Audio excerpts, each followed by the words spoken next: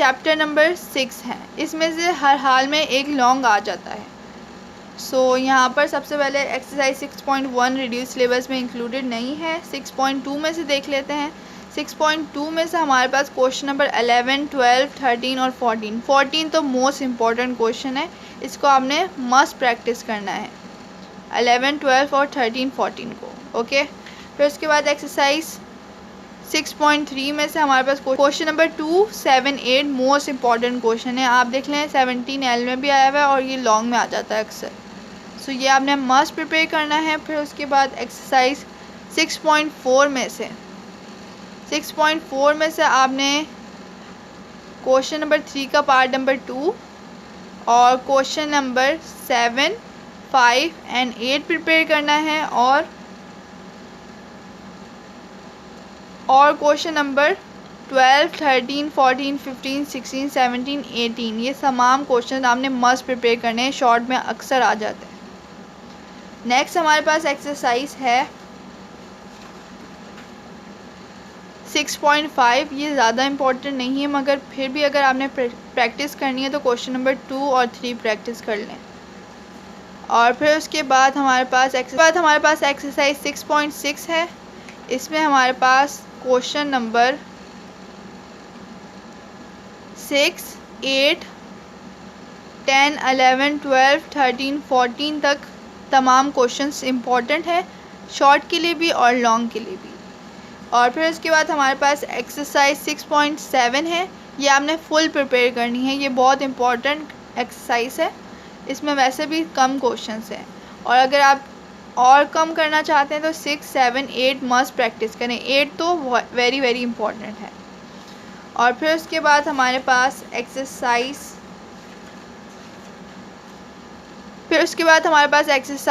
6.8 है, जो कि वेरी वेरी 10 टाइम्स इम्पॉर्टेंट है। ये लॉन्ग में अक्सर इधर से क्वेश्चन आ जाता है और शॉर्ट के लिए भी इम्पॉर्टेंट है। तो ये मैं आपको कोई क्वेश्चंस नहीं बता रही, आपको फुली प्रिपेयर करना पड़ेगा इसे। एक्सरसाइज को आपने फुली प्रिपेयर करना है, मगर 12 और 14 क्वेश्चन मोस्ट इम्पॉर्टेंट क्वेश्चन है। इसमें 6.9 है, इसमें से ये एक्सरसाइज आप स्किप भी कर सकते हैं।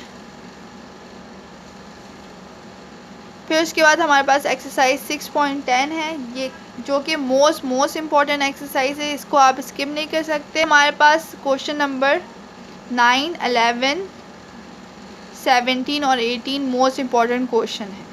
नेक्स्ट हमारे पास चैप्टर नंबर 7 है। 7 में सबसे पहले हमारे पास एक्सरसाइज 7.1 है, ये कुछ ज़्यादा इम्पॉर्टेंट नहीं है।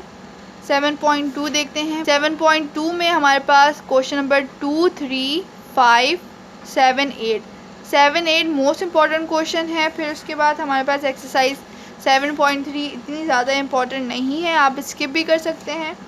7.4 हमारे पास most important very very important है, इसे आपने फुल प्रिपेयर करना है। एक्सरसाइज 7.4 और 7.2 को मस्ट प्रिपेयर करना है। फिर हमारे पास चैप्टर नंबर 8 आता है। अगर आपकी मैथ्स बहुत अच्छी है तो आप चैप्टर नंबर 8 कंप्लीट प्रिपेयर करें, वरना फिर मैं जो आपको क्वेश्चंस बता रही हूँ आपको, वो आप मस्ट प्रिपेयर करें। सबसे पहले हमारे पास एक्सरसाइज 8.1 है। 8.1 में से हमारे पास question number 7, 9 and question number 13, 18, 20, 23, 24 most important question है। और मज़ीद और question number 28 and 37 most important question है, आपने इन्हें मस्ट प्रिपेयर करना है। और एक्सरसाइज 8.2 में से एक्सरसाइज 8.2 को अगर आप कर सकते हैं तो फुल प्रिपेयर करें, वरना फिर ये क्वेश्चन प्रिपेयर करें। Question number 6, question number 7, then question number 9, question number 10, 11, 12, 13, 14 ये सारे क्वेश्चन आपने प्रिपेयर करने हैं, मगर question number 9 most important question है। देन एक्सरसाइज 8.3 भी हमारे पास मोस्ट इम्पॉर्टेंट एक्सरसाइज है फॉर लॉन्ग।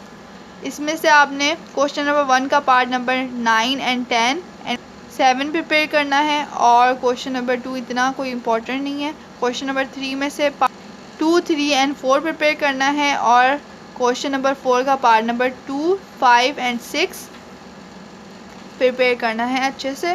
फिर उसके बाद क्वेश्चन नंबर 9 और 9 से लेके हमें 13 तक ये सारे इम्पॉर्टेंट हैं, मगर क्वेश्चन नंबर 10, 11, 12, 13 लॉन्ग के लिए इम्पोर्टेंट है। इसमें से हर हाल में एक लॉन्ग आने के चांस हैं।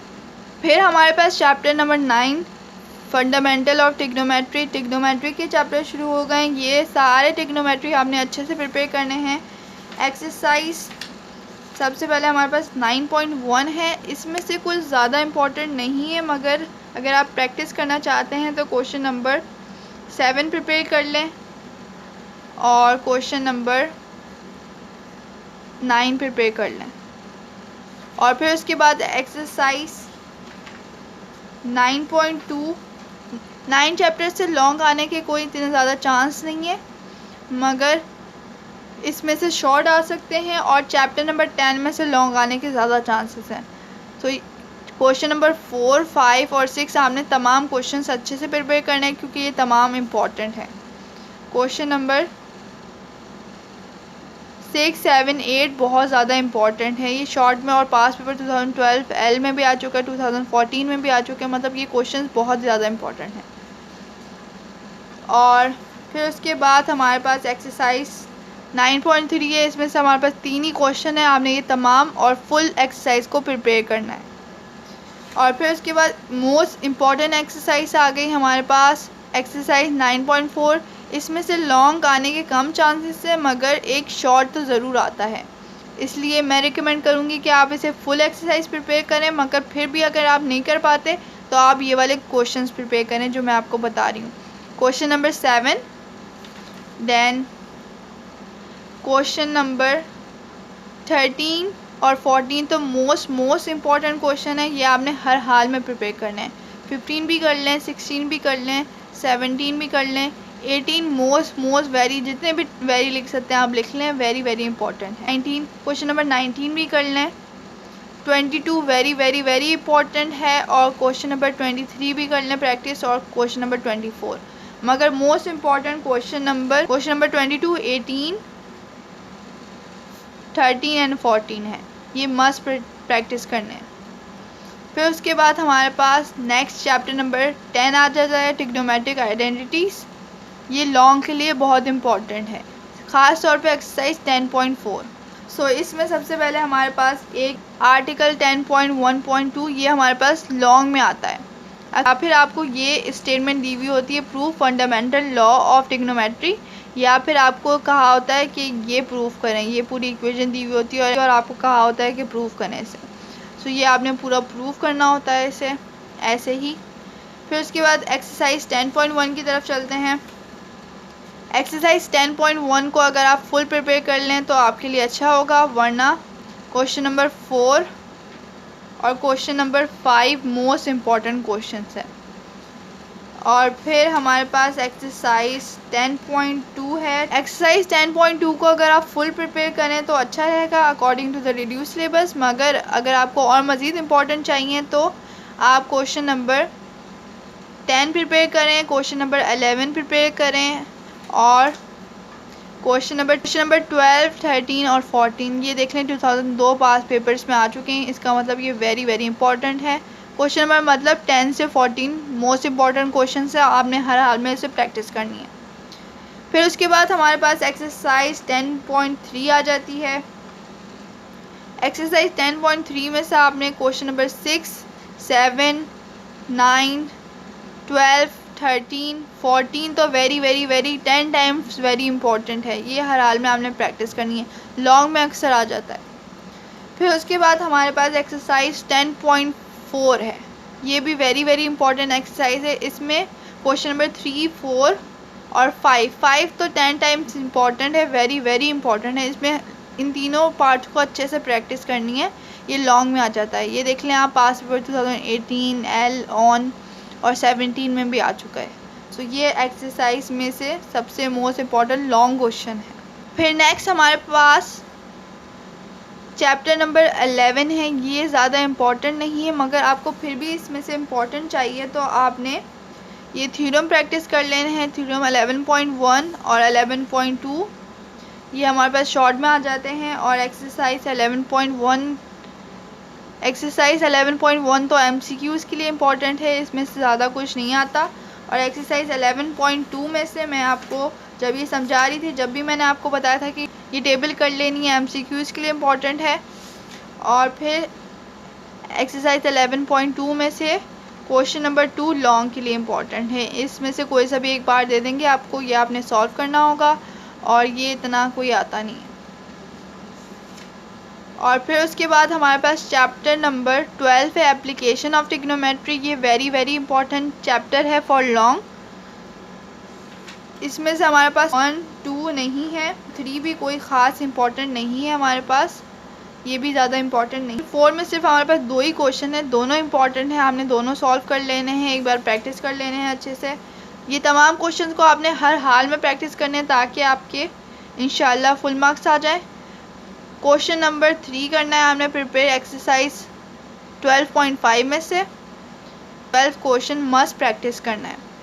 ये तो लॉन्ग में भी आ चुका है एक बार।